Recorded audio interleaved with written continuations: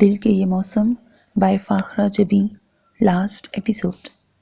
ثانیہ کو محسوس ہوا تھا جیسے اچانک ہی اس کے سینے پر بے تحاشا بوجھ آ پڑا ہو۔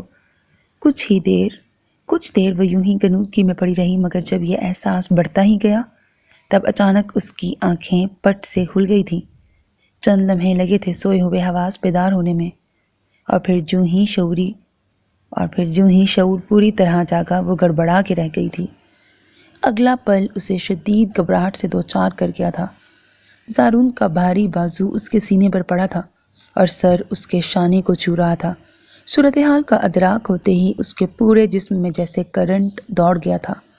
تکیے سے سر اٹھا کر اس نے نائٹ بلب کی خوابناک روشنی میں بغور زارون کا چہرہ دیکھا، مگر وہاں نیند کا غلبہ تھا۔ گویا نیند کے دوران کروٹ بدلتے ہوئے غیر ارادی طور پر ہی زارون کا بازو اس کے سینے پر آ پڑا تھا۔ اپنی اتھل پتھل سانسوں کو ہموار کرتے ہوئے اس نے زارون کا بازو ہٹایا۔ اس کے سر کو ذرا سا سرکا کر اپنے شانے کو آزاد کرواتے ہوئے وہ ایک جھٹکے سے اٹھ بیٹھی تھی۔ گہری گہری سانسیں لے کر اس نے اپنے بے تحاشا دھڑکتے دل کو سنبھالا۔ حلق میں الگ کانٹے سے چبھنے لگے تھے۔ بدن کی لرزش پر قابو پاتے ہوئے وہ بیڈ سے نیچے اتر آئی تھی۔ لائٹ جلا کر روم ریفریجریٹر سے پانی کی بوتل نکال کر اس نے لبوں سے لگائی تو پھر گٹا گٹ پانی چڑھاتی چلی گئی۔ اچھی خاصی کھن کی تھی، مگر اسے اپنے مساموں سے پسینے کے قطرے پھوٹتے محسوس ہو رہے تھے۔ اپنی آستین سے ماتھے پر آیا پسینہ پونچھتے ہوئے اس نے پانی کی بوتل واپس رکھی، کندھے پر لٹکتا دوپٹہ کھینچ کر کرسی پر پھینکا اور پھر عقبی لان میں کھلنے والی کھڑکی کھول کر لمبے لمبے سانس لینے لگی۔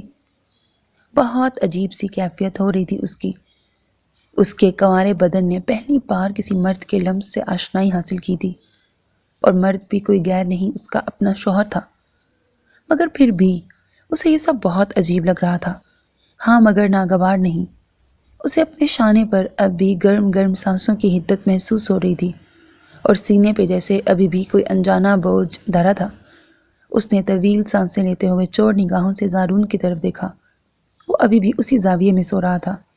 خوبصورت چہرے پر اصلی معصومیت کا راج تھا۔ سیاہ گھنے بالوں نے کشادہ پیشانی کو چھپا رکھا تھا۔ سیاہ پلکیں آپس میں جڑی ہونے کے باوجود دھیرے دھیرے لرز رہی تھیں۔ تیز روشنی میں اس کے چہرے پر شیب کی نلاہٹیں نمایاں ہو رہی تھیں۔ وہ بے خود سے انداز میں اٹھ کر اس کی طرف بڑھ آئی۔ بیڈ کے کنارے پر ٹکتے ہوئے بے تحاشا دل چاہا تھا کہ وہ دھیرے سے اس کی پیشانی پر بکھرے بالوں کو ہٹا دے، مگر نہ جانے کیوں وہ جھجک سی گئی۔ وہ ایک اب نارمل انسان ہے، نہ اسے احساس ہے نہ ادراک، اور میں اسے اپنی جذباتی کیفیت پر بے پناہ خجالت محسوس ہوئی تھی۔ چند لمحے وہ یوں ہی سر جھکائے بیٹھی رہی، پھر اس نے سوچا اب شاید وہ دوبارہ اس کے برابر نہیں سو پائے گی۔ کچھ دیر تذبذب کے بعد وہ اپنی جگہ سے اٹھی۔ اس نے صوفے پر سونے کا ارادہ کر لیا تھا۔ اپنا تکیہ اٹھانے سے پہلے اس نے زارون کا بازو تکیے پر سے ہٹایا تو نظریں بھٹکتی ہوئی اس کے ہاتھ پر جا رکی تھیں۔ سرخ پوروں والا سفید ہاتھ جسے سیاہ بالوں کے ہلکے روئیں نے مزید خوبصورت اور دلکش بنا دیا تھا۔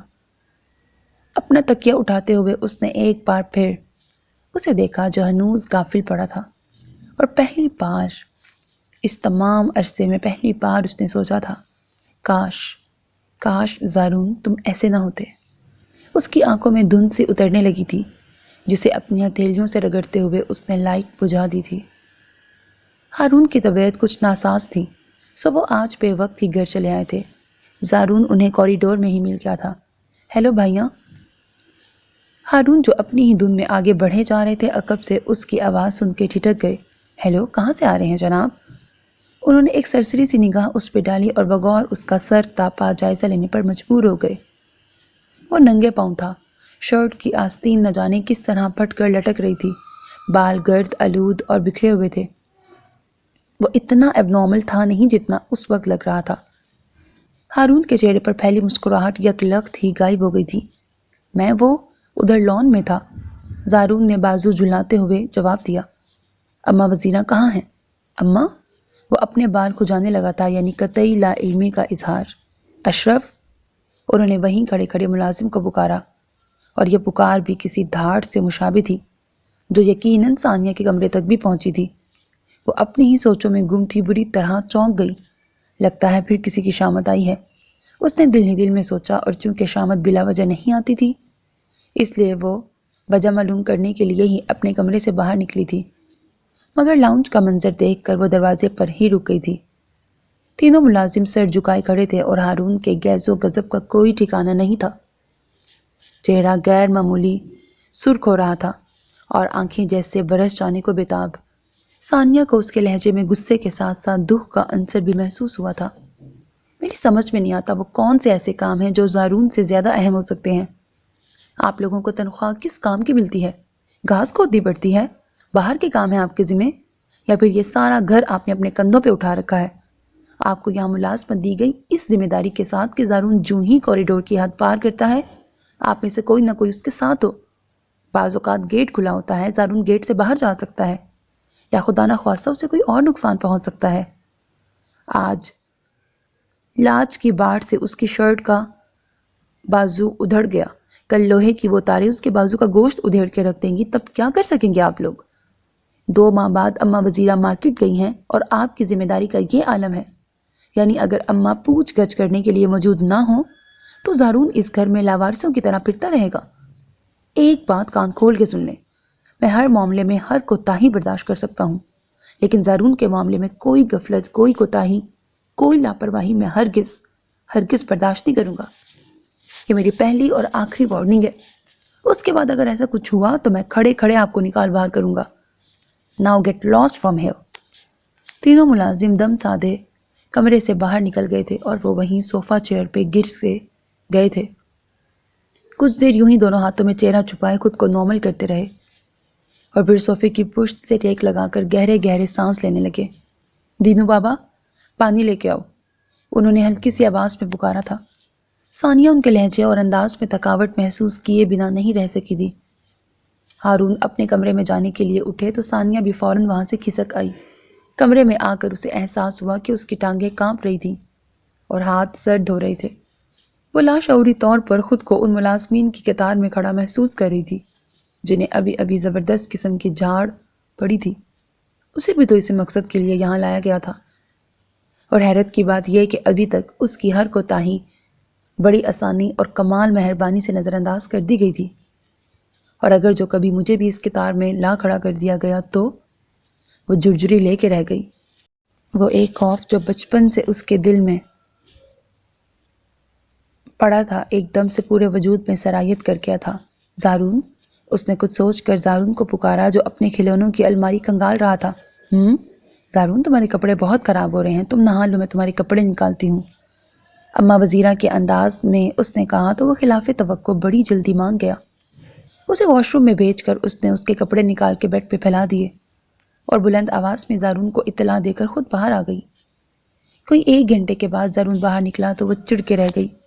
زارون نے شرٹ الٹی پہن رکھی تھی اور بالوں سے بھی قطرہ قطرہ پانی ٹپک رہا تھا۔ ادھر آؤ تم۔ ثانیہ نے اسے شرٹ کے بازو سے پکڑ کر دوبارہ بیڈ روم میں کھینچ لیا۔ کیا ہے تمہیں؟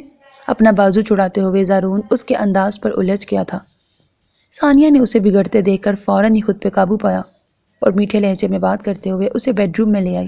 زارون، تم نے شرٹ الٹی پہن لی ہے، ایسے ہی ٹھیک ہے۔ وہ باہر جانے کو پلٹا تو ثانیہ فوراً اس کے سامنے آ گئی۔ اچھا بس 1 منٹ رکو۔ اس نے فوراً سے پیشتر اس کی شرٹ کے بٹن کھول کر شرٹ اتاری اور سیدھی کر کے زارون کو پہننے میں مدد دی اور پھر اسے ڈریسنگ ٹیبل کے سامنے لا بٹھایا۔ تولیہ لے کر اس کے گیلے بالوں کو قدرے خشک کیا اور برش اٹھا کر اس کے بکھرے بال سنوارنے لگی۔ یہ سب کرنا اسے اچھا نہیں لگ رہا تھا مگر اس کے باوجود کر رہی تھی۔ بال بنا کر اس نے پرفیوم سپرے کرنا چاہا تو زارون نے پرفیوم اس کے ہاتھ سے چھین لیا۔ میں خود ہی کروں گا۔ وہ خوشبو کی پھوار میں بھیگنے لگا، پھر ایک نظر ثانیہ پہ ڈالی، شرارت سے مسکرایا اور پرفیوم کا رخ اس کی طرف کر دیا۔ ثانیہ کے وہم و گمان میں بھی نہیں تھا سو وہ یک لگت ہی 2 قدم پیچھے ہٹ گئی۔ زارون نہیں کرو، چونکہ حملہ بہت… اچھا میری بات سنو، سامنے والوں کے گھر میں نا مرغا آیا ہوا ہے اور وہ آئی گیس ان کے باہر لان میں پھر رہا ہے، اس لیے اس کی بہت اونچی آواز آ رہی ہے، ورنہ وہ ٹیرس پہ ہوتا ہے تو پتہ نہیں لگتا، ٹھیک ہے؟ اب لیکن میرے پاس اور ٹائم نہیں ہے لہٰذا مجھے ابھی پڑھنا پڑے گا۔ اب کوئی شور بھی آئے گا، کچھ بھی آئے گا، آپ لوگوں نے برداشت کرنا ہے کیونکہ میرے پاس ابھی ٹائم نہیں ہے اس کے علاوہ، اوکے؟ سو وہ یک لگت ہی 2 قدم پیچھے ہٹ گئی۔ زارون نہیں کرو، چونکہ حملہ بہت اچانک ہوا تھا اس لیے وہ فوری طور پر خود کو بچا نہ سکی تھی۔ پہلا سپرے ہی چہرے پر ہوا تھا، آنکھیں بھی محفوظ نہیں رہ سکی تھی۔ بے تحاشا جلن کا احساس ہوتے ہی اس نے کئی قدم پیچھے ہٹتے ہوئے دونوں ہاتھوں میں اپنا چہرہ چھپا لیا تھا۔ زارون پلیز بس کرو، وہ چلائی تھی، مگر زارون کو شاید یہ عمل زیادہ ہی لطف انگیز لگا تھا، سو کھلکھلا کر ہنستا چلا جا رہا تھا۔ اس کی اس بے تکی حرکت یا شاید اپنی بے بسی پر ثانیہ کے وجود میں غصہ سا بھر گیا تھا۔ زارون بند کرو یہ حرکت ورنہ میں… پیچھے ہٹتے ہوئے وہ اچانک ہی دیوار سے جا لگی تھی اور زارون مسکراتے ہوئے بڑی مستقل مزاجی سے اس کے وجود کو خوشبو میں بھگوتا جا رہا تھا۔ ثانیہ کو لگا وہ پوری شیشی ختم کر کے ہی دم لے گا، مگر بے تحاشا خوشبو نے اس کا دماغ ہی گھما ڈالا تھا۔ مزید برداشت کی ہمت نہ رہی تو وہ سب احتیاط پسے پشت ڈال کر زارون پر جھپٹی اور اگلے ہی پل پرفیوم اس کے ہاتھ سے چھین کر اس نے پوری قوت سے دیوار پر کھینچ مارا تھا۔ زارون اپنی جگہ دنگ سا رہ گیا تھا۔ ایک لمحے کے لیے ثانیہ کا دل چاہا وہ اس پر بری طرح ٹوٹ پڑے، مگر آنکھوں میں ہوتی جلن نے اسے کچھ زیادہ مہلت نہیں دی تھی۔ بس ایک بھرپور شکایتی نظر اس نے زارون پہ ڈالی اور دھم سے کرسی پہ گر گئی۔ سر جھکا کر اس نے دوپٹے کے پلو سے اپنی آنکھیں رگڑیں جہاں سے جلن ہونے کے ساتھ ساتھ پانی بھی بہہ رہا تھا۔ چند لمحوں بعد اپنے ہونٹوں سے سسکیوں کی آواز سن کر اسے احساس ہوا کہ بہتے پانی میں آنسوؤں کی آمیزش بھی ہو چکی ہے۔ زارون اپنی جگہ چپ چاپ کھڑا اسے دیکھ رہا تھا۔ چند لمحے پہلے کی مسکراہٹ اس کے چہرے سے غائب ہو چکی تھی۔ ثانیہ تم رو کیوں رہی ہو؟ اپنی جگہ پہ کھڑے کھڑے اس نے بہت دھیمی آواز میں پوچھا، اور ثانیہ کو تو خود بھی اپنے آنسوؤں کی وجہ سمجھ میں نہیں آئی تھی۔ معلوم نہیں آنکھوں میں تکلیف کی وجہ سے رونا آیا تھا یا غصے اور بے بسی کے احساس کے تحت۔ ثانیہ مت رو، زارون بہت آہستگی سے اس کا بازو ہلاتے ہوئے کہہ رہا تھا۔ ثانیہ نے بمشکل خود پہ قابو پاتے ہوئے سر اٹھا کر ذرا کی ذرا اس کی طرف دیکھا۔ وہ کرسی کے پاس قالین پہ بیٹھا ہوا تھا، بہت سہما اور ڈرا ہوا۔ نہیں رو ثانیہ، اس نے جیسے التجا کی تھی۔ زارون تم جاؤ یہاں سے، اس نے بھرائی ہوئی آواز میں کہا۔ زارون جیسے نہ سمجھی کے عالم میں اسے دیکھنے لگا۔ لیکن تم تو رو رہی ہو، اور جب تم روتی ہو تو اماں تمہیں چپ کرواتی ہیں، میں بھی تمہیں چپ کروا رہا ہوں۔ وہ اپنا ہاتھ اس کے سر پر رکھ کر تھپکنے لگا۔ اس نے بارہا اماں کو اسے اسی طریقے سے چپ کرواتے دیکھا تھا۔ اس ہمدردی پر ثانیہ بس ایک نظر اسے دیکھ کے رہ گئی۔ ہاں ٹھیک ہے، میں اب چپ کر گئی ہوں۔ اس نے زارون کا ہاتھ ہٹایا اور خود اٹھ کر واش روم میں گھس گئی۔ آنکھوں پہ پانی کے چھینٹے مارتے ہوئے اس نے دانستہ دیر لگائی تھی، اور جب وہ باہر نکلی تو زارون باقی کمرے میں نہیں تھا۔ گولڈن فریم کا نہایت نفیس چشمہ اتار کر انہوں نے حسب عادت کھلی فائل پر رکھا اور پھر انگلیوں کی پوروں سے آنکھوں کے پپوٹوں کو دباتے ہوئے اٹھ کھڑے ہوئے۔ گزشتہ 2 روز سے انہیں ٹیمپریچر ہو رہا تھا، مگر وقت کی کمی کے باعث وہ ڈاکٹر کے پاس نہ جا سکے تھے۔ حقیقت تو یہ تھی کہ انہوں نے ادھر ادھر کے مسائل میں خود کو اتنا الجھا رکھا تھا کہ اپنی ذات پر توجہ دینے کی عادت ہی نہ رہی تھی۔ اسٹڈی روم لاک کر کے وہ نیچے آئے تو لاؤنج میں روشنی دیکھ کر کچن کی طرف جانے کے بجائے وہیں آ گئے۔ اچھا کرتی ہو بیٹا، جو زارون میاں میں دلچسپی لینے لگی ہو۔ مجبوری ہے اماں، لاکھوں روپے کا حق ادا کرنا ہے مجھے، بٹھا کر کھلانے کو نہیں لایا گیا نا مجھے۔ ثانیہ کے لہجے کی کاٹ نے ان کے اٹھتے قدم روک دیے تھے، تو گویا ابھی تک یہ کیل اس کے دل میں گڑی ہے۔ انہوں نے ایک لہجے کے لیے سوچا اور پھر لاؤنج میں داخل ہو گئے۔ ابھی تک جاگ رہے ہیں سب لوگ؟ انہوں نے ایک نظر کلائی پر بندھی گھڑی پہ ڈالی جس کی سوئیاں 11:30 کے ہندسے پر جگمگا رہی تھی۔ ہاں میاں، زارون کا سونے کا ارادہ نہیں، اسی لیے ہم بھی بیٹھے ہیں، اماں وزیرہ نے خوش دلی سے جواب دیا۔ انہوں نے اپنی نشست سنبھالتے ہوئے ثانیہ کو دیکھا۔ وہ کارپیٹ پہ بیٹھی زارون کی طرف متوجہ تھی جو اپنے سامنے ڈھیروں بلاکس پھیلائے ان میں پوری طرح گم تھا۔ اماں، ایک کپ چائے مل جائے گی؟ کیوں نہیں، میں ابھی لاتی ہوں۔ ہارون کی فرمائش پر وہ اٹھنے کو تھیں کہ ثانیہ نے انہیں روک دیا۔ میں بنا لاتی ہوں۔ وہ اٹھ کھڑی ہوئی تھی، سو اماں نے اسے روکنے کی کوشش نہیں کی۔ ہارون بیٹا، خیریت تو ہے؟ کچھ سست دکھائی دے رہے ہو۔ اماں وزیرہ نے بغور ان کا جائزہ لیا۔ قدرے ایزی ہو کر بیٹھتے ہوئے انہوں نے اپنا دایاں بازو سر کے نیچے رکھ لیا تھا۔ اماں کی بات سن کر انہوں نے بند آنکھوں سمیت مسکرانے پر ہی اکتفا کیا تھا۔ در حقیقت وہ سوچ رہے تھے کہ آج ثانیہ سے ضرور ہی بات کریں گے۔ تھوڑی دیر بعد ثانیہ کی آواز پر انہوں نے آنکھیں کھولیں اور پھر فوراً ہی سیدھے ہو بیٹھے۔ اماں، میرے کمرے میں سائڈ ٹیبل کے دراز میں سر درد کی گولیاں ہوں گی، تھوڑی زحمت کریں اور… لو بیٹا، زحمت کیسی، ابھی لا دیتی ہوں۔ وہ فوراً ہی اٹھ کھڑی ہوئیں۔ ثانیہ دوبارہ زارون کے پاس بیٹھ گئی۔ زارون نہ جانے کب سے بلاکس جوڑ رہا تھا لیکن ہر دفعہ ناکام ہو رہا تھا، سو اس نے دھندلا کر سارے بلاکس نیچے پھینک دیے تھے۔ نہیں بن رہا، وہ روحانسا ہو کر چلایا تھا۔ ہارون اور ثانیہ دونوں ہی اپنی جگہ چونک گئے تھے۔ ثانیہ نے ایک نظر زارون کو دیکھا اور پھر سارے بلاکس اپنے سامنے رکھ کر انہیں جوڑنے لگی۔ لمحوں میں ہی لمبی سی ٹرین تیار کھڑی تھی۔ یہی کیا بن گیا؟ زارون کا چہرہ خوشی سے کھل اٹھا تھا۔ ٹرین بن گئی۔ ٹرین کو کیا کرتے ہیں؟ سفر کرتے ہیں ٹرین میں بیٹھ کے۔ ثانیہ نے مختصراً جواب دیا۔ سفر کیا ہوتا ہے؟ پتہ نہیں۔ اماں وزیرہ کے ہاتھ سے گولی لے کر نگلتے ہوئے وہ غیر ارادی طور پر زارون اور ثانیہ کی طرف متوجہ ہو گئے تھے۔ ہم بھی اس میں بیٹھیں گے؟ نہیں۔ کیوں؟ جواب ندارت تھا۔ ہم اس میں بیٹھیں گے۔ ہم کہاں جائیں گے؟ پتہ نہیں۔ ہارون نے محسوس کیا کہ ثانیہ کا رویہ کھچا کھچا سا تھا اور لہجے میں بیزاری در آئی تھی۔ ثانیہ، اگر تم ایک بار اطمینان سے اسے بات سمجھا دو گی تو وہ بار بار تمہیں تنگ نہیں کرے گا۔ وہ کہے بغیر نہ رہ سکے تھے۔ ثانیہ ان کی آواز پر ایک لمحے کے لیے انہیں دیکھا تھا اور پھر لب بھینچ کر سر جھکا لیا تھا۔ ہارون نے خالی کپ تپائی پر رکھا اور پھر قدرے آگے کو جھکتے ہوئے وہ ثانیہ کی طرف پوری طرح متوجہ ہو گئے تھے۔ دیکھو ثانیہ، تم زارون کو ایک عام فرد کی نگاہ سے مت دیکھا کرو۔ تم اس کی بیوی کی حیثیت سے اس گھر میں آئی ہو، لہٰذا اب زارون کی ذمہ داری ہم سب سے زیادہ تم پر عائد ہوتی ہے، کیونکہ یہاں رہنے کا آخری فیصلہ تو بہرحال تمہارا اپنا تھا۔ ان کی آخری بات پر ثانیہ نے کاٹ تار نظروں سے انہیں دیکھا تھا۔ جی ہاں، آپ لوگوں نے تو اڑان بھرنے کی اجازت دے دی تھی مجھے، پر کاٹ کر۔ اس نے نظریں جھکا کر بڑے اطمینان سے طنز کیا تھا۔ وہ چند لمحے اسے دیکھتے رہے اور پھر طویل سانس لے کے اٹھ کھڑے ہوئے۔ میں مانتا ہوں تمہارے ساتھ زیادتی ہوئی ہے، بڑا ظلم ہوا ہے تم پر، مگر ظالم یا تو میں ہوں یا کمال احمد۔ زارون تو اس معاملے میں بالکل بے قصور ہے، وہ تو تم پر بہت حق رکھتا ہے۔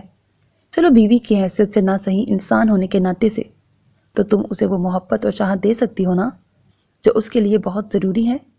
ثانیہ، ڈاکٹر نے کہا ہے کہ بے تحاشا توجہ اور بے پایاں محبت زارون کو نارمل کر سکتی ہے۔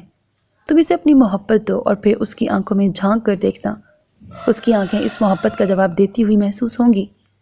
ہارون صاحب، میں اتنا ہی کر رہی ہوں جتنا انسان ہونے کے ناطے کر سکتی ہوں، ورنہ حقیقت تو یہ ہے کہ وہ لاکھوں زہر میں بجھے تیر جو میرے دل میں گڑے ہیں، وہ مجھے اس گھر میں اپنی حیثیت، اپنے مرتبے کا تعین ہی نہیں کرنے دیتے۔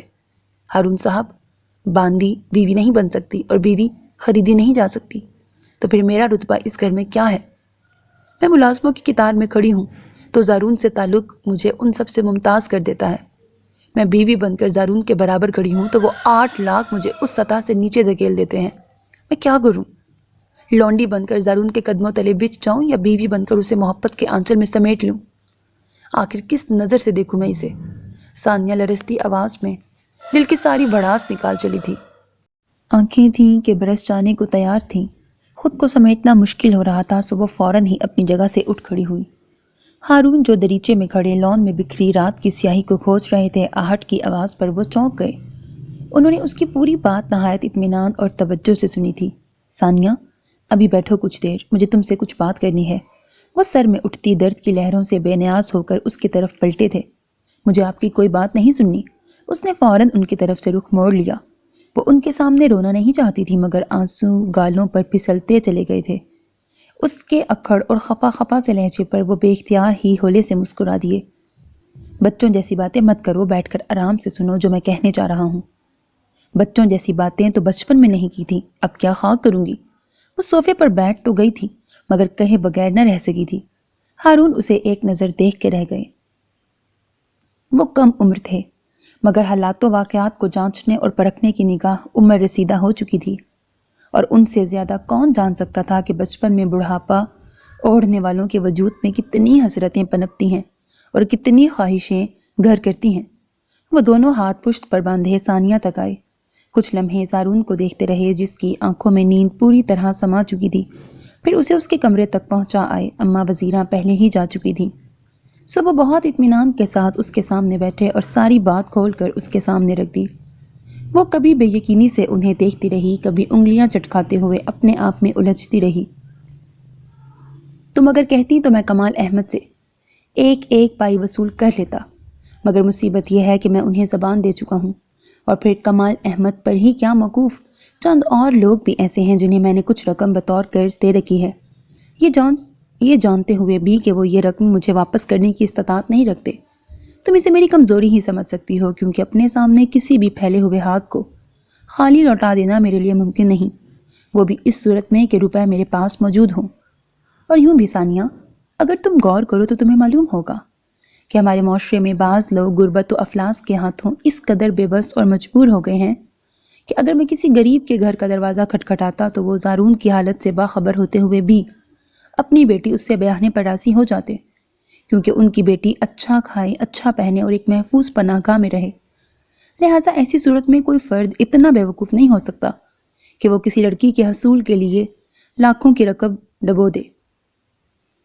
تم اس گھر میں آئی ہو تو صرف اس وجہ سے کہ ہم سے پہلے کاتب تقدیر نے تمہارا اور زارون کا جوڑ لکھ جوڑا تھا۔ اب بتاؤ، بات سمجھ میں آئی جو میں کہہ رہا ہوں؟ انہوں نے ثانیہ کی کھلی آنکھوں میں جھانکا تو وہ ہونٹ کاٹ کے رہ گئی۔ آپ جھوٹ تو نہیں بول رہے نا؟ اس کے انداز میں معصومیت تھی۔ کیا تم سمجھ سکتی ہو کہ میں جھوٹ بول رہا ہوں؟ انہوں نے جلتی ہوئی آنکھیں بمشکل کھول کر اس سے سوال کیا تو وہ مزید الجھ گئی۔ مگر اتنی بڑی رقم بطور قرض، اور وہ بھی ناقابل واپسی؟ اسے کسی طور یہ بات ہضم نہیں ہو رہی تھی۔ ثانیہ، کیا تم نے اپنے سسرال والوں کو اتنا کنگال سمجھ رکھا ہے؟ خدا کا اتنا فضل ہے ہم پر کہ دونوں ہاتھوں سے لٹانا شروع کریں تو بھی کمی واقع نہ ہو۔ ان کے قدرے بشاش لہجے پر وہ انہیں بس دیکھتی رہی تھی۔ اوکے، اب تم جاؤ، کوئی اور بات رہ گئی ہو تو صبح کہہ دینا، مجھے یقین ہے کہ میں تمہارے ہر سوال کا جواب دے سکتا ہوں۔ انہوں نے اٹھتے ہوئے کہا تو وہ اسپات میں سے ہلا کر اپنے کمرے میں آ گئی۔ ہارون کی بات کبھی اسے سچ لگ رہی تھی، کبھی جھوٹ، لیکن یہ بھی سچ تھا کہ ذہن پر سے بوجھ ہٹتا ہوا محسوس ہو رہا تھا، اور اس رات وہ قدرے اطمینان سے سوئی تھی۔ وہ بے حد گہری نیند میں تھی، مگر اس کے وجود میں کچھ ایسا ہوا تھا کہ وہ ہڑبڑا کے اٹھ بیٹھی تھی اور اس کوشش میں صوفے سے گرتے گرتے بچی تھی۔ کیا ہوا ہے؟ اس نے دھڑدھڑاتے دل کے ساتھ آنکھیں پھاڑ پھاڑ کر ادھر ادھر دیکھنے کی کوشش کی۔ اس کی چھٹی حس اسے کسی غیر معمولی صورتحال سے آگاہ کر رہی تھی۔ مدھم لائٹ کی روشنی میں اس نے بغور سوئے ہوئے زارون کی طرف دیکھا۔ اچانک ہی اسے لگا کہ زارون کا جسم ہلکے ہلکے جھٹکے کھا رہا ہے۔ غالباً نیند سے اٹھنے کے باعث اسے لگا کہ وہ ٹھیک سے نہیں دیکھ پا رہی ہے، سو اس نے لپک کر پہلے ٹیوب لائٹ روشن کی تھی، اور پھر جو ہی اس نے پلٹ کر بیڈ کی طرف دیکھا، واضح ہوتے منظر نے اس کے رونگٹے کھڑے کر دیے تھے۔ آنکھیں پھٹی کی پھٹی رہ گئی تھیں اور حلق سے بے اختیار چیخ بلند ہوئی تھی۔ زارون کا سارا جسم زور زور سے جھٹکے کھا رہا تھا، ہاتھ پاؤں بے تحاشا مڑ گئے تھے، اس کے جبڑے غیر معمولی طور پر بھنچ گئے تھے اور آنکھیں باہر کو ابلی ہوئی تھیں۔ حلق سے تکلیف کی شدت سے عجیب و غریب آوازیں نکل رہی تھیں۔ یوں لگ رہا تھا جیسے اسے نادیدہ زنجیروں میں جکڑ کر مخالف سمتوں میں کھینچا جا رہا ہو۔ اس کی اس حالت نے ثانیہ کے حواس جیسے بھگ سے اڑا دیے تھے۔ وہ گھبرا کر ایک دم آگے بڑھی، پھر فوراً ہی کئی قدم پیچھے ہٹ گئی۔ زارون کی خوفناک حد تک بگڑتی حالت نے اسے بری طرح متحوش کر دیا تھا۔ کوئی ہے؟ اماں؟ ہارون؟ وہ پوری قوت سے چلائی تھی، مگر اسے لگا اس کی آواز حلق سے باہر نہیں نکل پائی۔ وہ یوں ہی چیخ چیخ کر انہیں پکارتی ہوئی باہر نکلی تو تاریک راہداری میں اسے کچھ سمجھ میں ہی نہ آیا تھا کہ ہارون کا کمرہ کس طرف ہے۔ کوئی ہے؟ خدا کے لیے جلدی آ جاؤ! ہارون! ہارون! اس نے زور زور سے چلاتے ہوئے برابر کے کمرے کا دروازہ پیٹ ڈالا تھا۔ دروازہ کھلنے میں چند لمحے لگے تھے، مگر ثانیہ کی جیسے ساری توانائیاں اسی کوشش میں خرچ ہو گئیں۔ زارون کو پتہ نہیں کیا ہو گیا۔ ہارون کے بخلائے چہرے پر نظر پڑتے ہی اس نے کہا تھا۔ ہارون نے اس کی پوری بات سنے بغیر ہی اسے ایک طرف کر کے برق رفتاری سے زارون کے کمرے میں گھس گئے۔ زارون کو پڑنے والا دورہ اس قدر شدت اختیار کر گیا تھا کہ تڑپتے تڑپتے اس کا آدھا دھڑ بستر سے نیچے لٹک گیا تھا۔ ہارون نے فوراً سے پیشتر اسے سنبھال کر بیڈ پہ ڈالا تھا اور اس کے پڑپڑاتے جسم کو قابو کرنے لگے تھے۔ کسی جانور کو رسیوں سے جکڑ کر کند چھری سے ذبح کرنے پر جو حالت ہو سکتی تھی، ایسی ہی حالت زارون کی تھی، اور ثانیہ کے لیے اس حد تک غیر متوقع تھی کہ وہ پوری طرح سانس بھی نہیں لے پا رہی تھی۔ ثانیہ، ٹیبلٹس نکالو! ہارون کی آواز پر وہ مزید بوکھلا گئی تھی۔ کون سی ٹیبلٹس؟ کیسی ٹیبلٹس؟ اس کے تو فرشتوں کو بھی علم نہیں تھا۔ تبھی ہارون کی عقل بر وقت کام کر گئی۔ انہوں نے بجلی کسی تیزی سے بیڈ سائڈ ٹیبل کی دراز کھینچی اور نہایت عجلت سے ایک شیشی نکال کر اس کے ہاتھوں میں دی۔ اس عالم میں ان کے ہاتھ بھی کپ کپا رہے تھے۔ ایک گولی پیس کر پانی میں ملا کے لاؤ جلدی۔ وہ شیشی ہاتھ میں دبوچ کر کچن کی طرف بھاگی۔ پہلے راہداری میں کسی چیز سے ٹھوکر لگی، پھر کچن کے بند دروازے سے جا ٹکرائی۔ بامشکل ڈھونڈ ڈھانڈ کر کچن کی لائٹ جلائی۔ گھبراہٹ کا یہ عالم تھا کہ ایک چمچ نکالنے کی کوشش میں پورا کٹلری سیٹ زمین پر آ رہا تھا۔ کپ کپاتے ہاتھوں سے گولی نکالی تو وہ پوروں کے بیچ سے نکل کر نہ جانے کہاں گر گئی۔ اس نے ڈھونڈنے کی کوشش کیے بغیر دوسری گولی نکال کر سلیب پہ رکھی اور کچھ سمجھ میں نہ آیا تو بیلن لے کر ہی گولی کو چور چور کر ڈالا۔ اسے کپ میں ڈال کر ایک گھونٹ پانی ملایا اور اسی تیز رفتاری سے واپس بھاگ گئی۔ اس کے پیچھے ریفریجریٹر کھلا رہ گیا تھا۔ پانی کی بوتل زمین پر اوندھی پڑی تھی اور پورا پانی فرش پر بکھر گیا تھا۔ وہ بیڈ روم میں پہنچی تو اماں وزیرہ بوکھلائے سے انداز میں باہر نکل رہی تھیں۔ اسے آتے دیکھ کر اس کے ہاتھ سے کپ اور چمچ لے کر دوبارہ اندر چلی گئیں۔ اس نے کھلے دروازے سے بس ایک نظر اندرونی منظر پہ ڈالی اور پھر وہیں دیوار سے ٹیک لگا کے کھڑی ہو گئی۔ زارون کے حلق سے نکلتی کھرکھراہٹوں کی آواز ابھی بھی سنائی دے رہی تھی۔ اس نے اپنے کانوں پر دونوں ہاتھ رکھ لیے اور دیوار کے ساتھ گھسٹتی ہوئی زمین پر بیٹھ گئی۔ اس کے ٹانگوں نے اس کا بہت سہارنے سے انکار کر دیا تھا۔ یا اللہ رحم کر دے، اے پروردگار اپنا کرم کر دے۔ اس کے لبوں سے بے اختیار دعائیں جاری ہو گئیں۔ نہ جانے کتنی دیر وہ یوں ہی گھٹنوں میں سر دیے چپ چاپ آنسو بہاتی رہی، پھر اٹھ کر کمرے میں آ گئی۔ بہت ڈرتے ڈرتے اس نے آگے بڑھ کر جھانکا تھا۔ زارون کی کیفیت پہلے جیسی نہ تھی، مگر پھر بھی سارے جسم میں کھنچاؤ اور اکڑاؤ سا دیکھنے میں آ رہا تھا۔ اماں اس کے سرانے بیٹھی آیات پڑھ پڑھ کر پھونک رہی تھی۔ ہارون نے پہلے اس کا لباس درست کر کے کمبل اس پہ ڈالا اور پھر دھیرے دھیرے زارون کے ڈھیلے پڑتے ہاتھوں کو سہلانے لگے۔ دورے کے دوران زارون کا نچلا ہونٹ گال بند دانتوں تلے آ گیا تھا، لہٰذا وہاں کٹ سا لگ کر خون بہہ رہا تھا۔ ہارون نے خون صاف کر کے اس پہ کوئی دوائی لگائی، اس کی نبض چیک کی اور پھر صوفے پہ آ کے ڈھہ سے گئے۔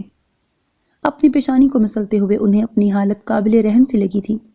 ایک تو طبیعت کی خرابی، اس پر کچی نیند سے اس گھبراہٹ کے عالم میں جاگے تھے کہ کتنی ہی دیر تک کچھ سجھائی نہ دیا تھا۔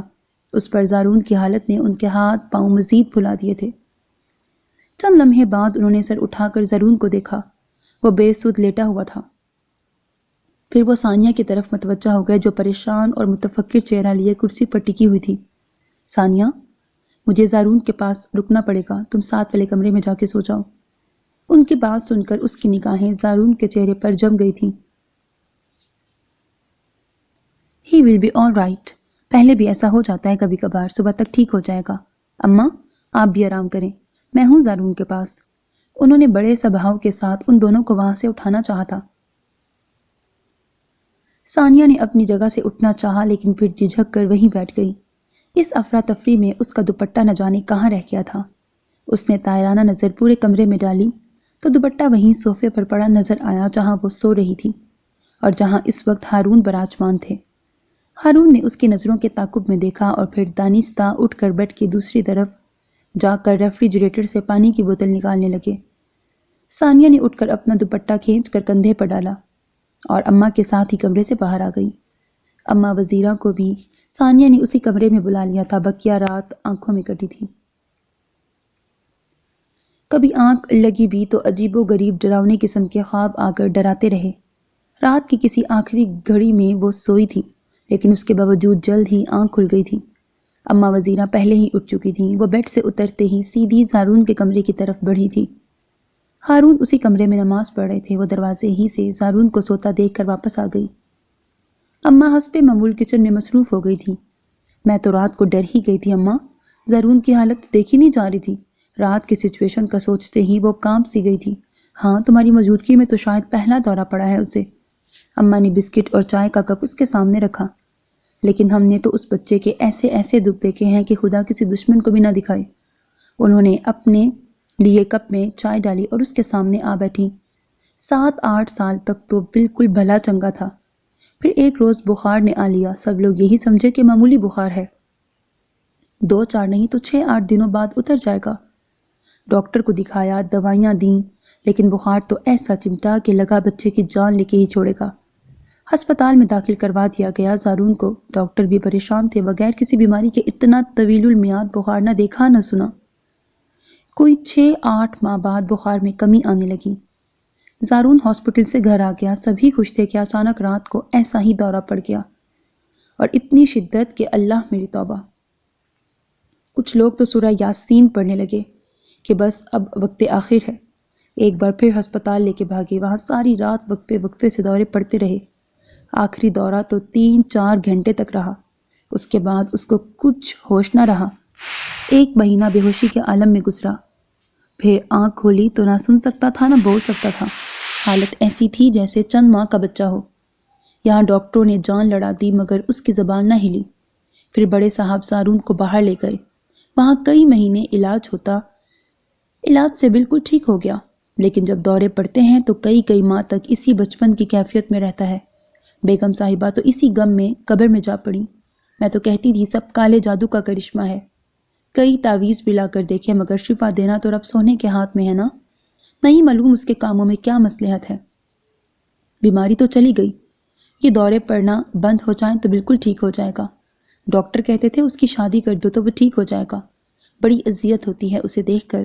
خدا میرے بچے پر اپنا فضل فرمائے، اس کی جان کو سکھ دے۔ اماں وزیرہ اپنی آنکھیں رگڑنے لگیں۔ ثانیہ کے حلق میں چائے کا پہلا گھونٹ ہی پھنس کے رہ گیا تھا۔ نہیں معلوم اس کے کاموں میں کیا بھید ہیں، اور ہم گناہ گار انسان، ہماری زبانیں کفر تولتے نہیں تھکتی۔ کوئی واقعہ ہو گیا، کیوں ہو گیا، اس کے ہونے میں کیا مصلحت تھی، کیا راز تھا، ہمیں معلوم نہیں ہوتا۔ بغیر سوچے، بغیر سمجھے اور بغیر جانے ہم شکوے شکایات کا دفتر کھول لیتے ہیں، گویا خدا کو نعوذ باللہ ایک بے انصاف منصف کی طرح اپنے سامنے کٹہرے میں کھڑا کر دینا چاہتے ہیں۔ اسے ایک اناڑی کاتب سمجھتے ہیں جس نے ہماری تقدیر کی لوح پر کچھ غلط سلط لکھ ڈالا ہو، نعوذ باللہ، محض اس لیے کہ وہ نہیں ہوا جو ہم چاہتے ہیں، اور کون جانے جو ہم چاہتے ہیں وہ ہمارے حق میں بہتر ہے بھی کہ نہیں۔ ثانیہ غیر ارادی طور پر اپنی جگہ سے اٹھ کھڑی ہوئی تھی۔ جسم کے ریشے ریشے میں کوئی انجانا سا خوف سر اٹھا رہا تھا۔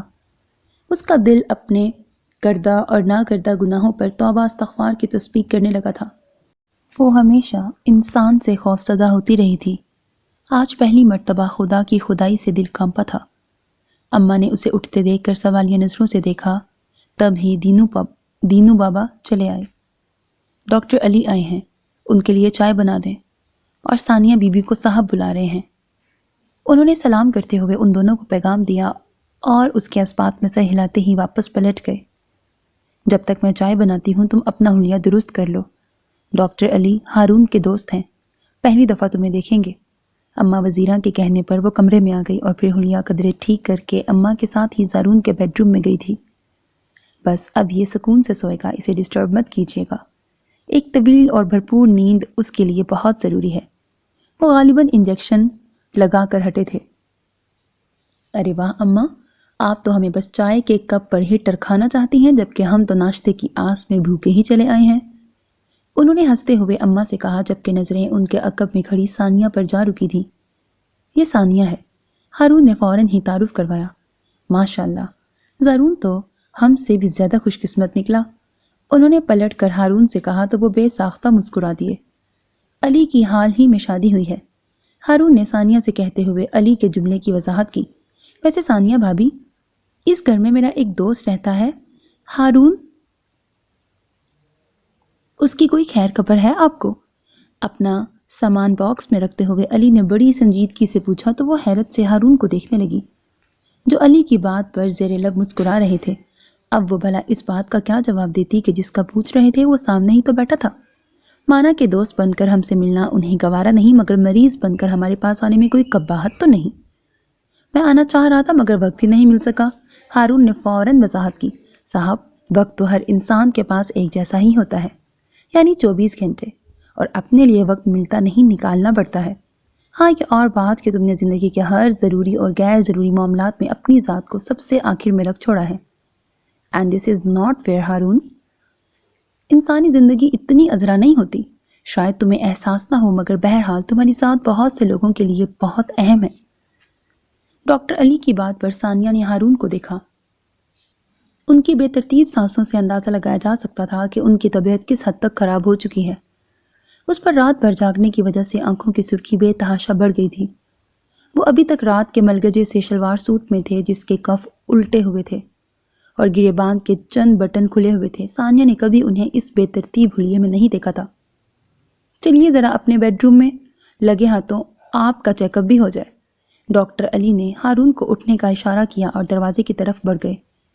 ویسے میرا خیال ہے اب تمہاری شادی ہو جانی چاہیے، لیکن لڑکی ثانیہ بھابی جیسی کیوٹ ہونی چاہیے، وہ کہتے کہتے باہر نکل گئے۔ ہارون بھی سست قدموں سے ان کے ساتھ ہو لیے تھے۔ ان کے جانے کے بعد ثانیہ زارون کی طرف متوجہ ہو گئی۔ وہی معصومیت تھی، وہی بے خبری، مگر شگفتگی کا کہیں نام و نشان نہ تھا۔ رات کے بے پناہ اذیت کے آثار چہرے پر نمایاں تھے۔ سفید رنگت میں زردی غالب آ گئی تھی۔ ثانیہ نے بھیگا تولیہ لے کر بہت آہستگی سے اس کے چہرے پر پھیرا۔